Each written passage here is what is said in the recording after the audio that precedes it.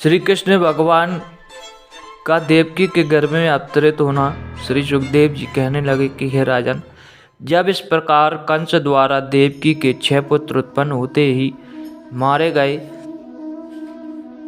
और 7वां गर्भ क्षीण हो गया, तब वासुदेव और देवकी बहुत से विलाप करके भगवान की स्तुति करके कहने लगे कि हे भगवान दीनबंधु दीनानाथ, हमारी शीघ्र शुद्धि लेकर हमारी इस दुष्टि से रक्षा कीजिए। हे राजन, वासुदेव और देवकी की यह प्रार्थना सुनकर भगवान ने उनको स्वप्न में दर्शन देकर कहा कि तुम्हें अब अधिक चिंतित नहीं करना चाहिए, मैं शीघ्र ही आपके यहाँ अवतार लेकर दुष्टों का संहार करूँगा।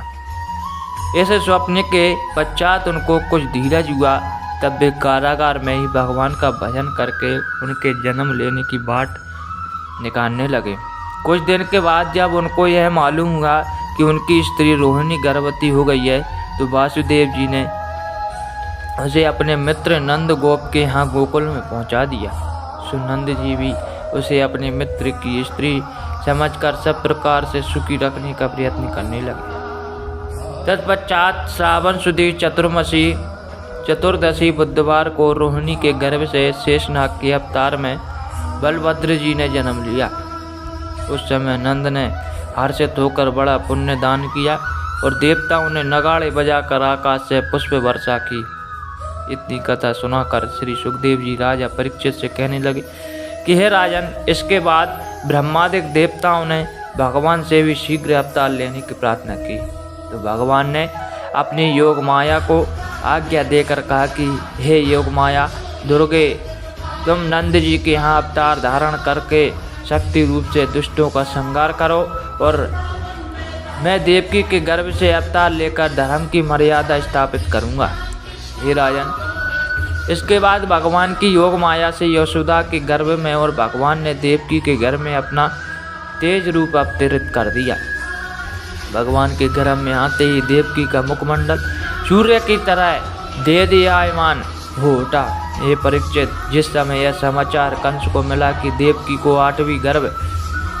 रह चुका है, तो वह कांपायमान होता हुआ वहां आया और जहां वासुदेव और देवकी के कारागार में लोहे की कठिन जंजीरों में बंधे हुए थे, जिस समय उसने देवकी के तेजस्वी मुखमंडल को देखा, उसी समय उसको ऐसा लगने लगा कि मानो आकाशवाणी अभी सत्य होने वाली है, अर्थात यह देवकी का गर्भ तुझे अभी प्रणांत करने वाला है। किंतु थोड़ी देर बाद जब उसको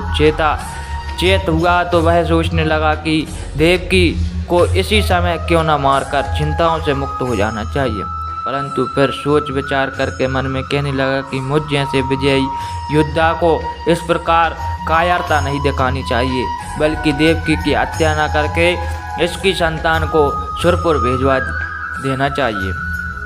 यह सोच उसने प्रबल प्रवीण पहरेदारों को पूरी तरह चेतावनी देते हुए कहा कि हे वीरों, जब तक देवकी को यह संतान न हो तब तक तुम्हें पूरी निगरानी रखकर 8 पहर सजग पहरा देना चाहिए। हे राजन, इस प्रकार पहरेदारों को चेतावनी देकर कंस अपने महलों में चला गया, किंतु उसके चित्त को चिंता 8 पहर चलने बना रही थी और इसलिए दिन रात में कई बार नहीं तो एक बार अवश्य वासुदेव देवकी को देख जाया करता था।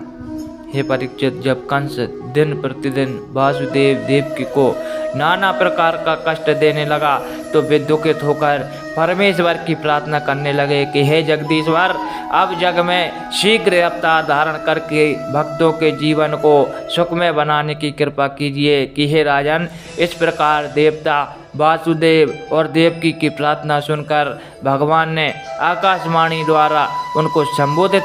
करते हुए कहा कि अब मैं शीघ्र अवतार धारण करके तुम्हारे कष्टों को नष्ट करने चाहता हूँ।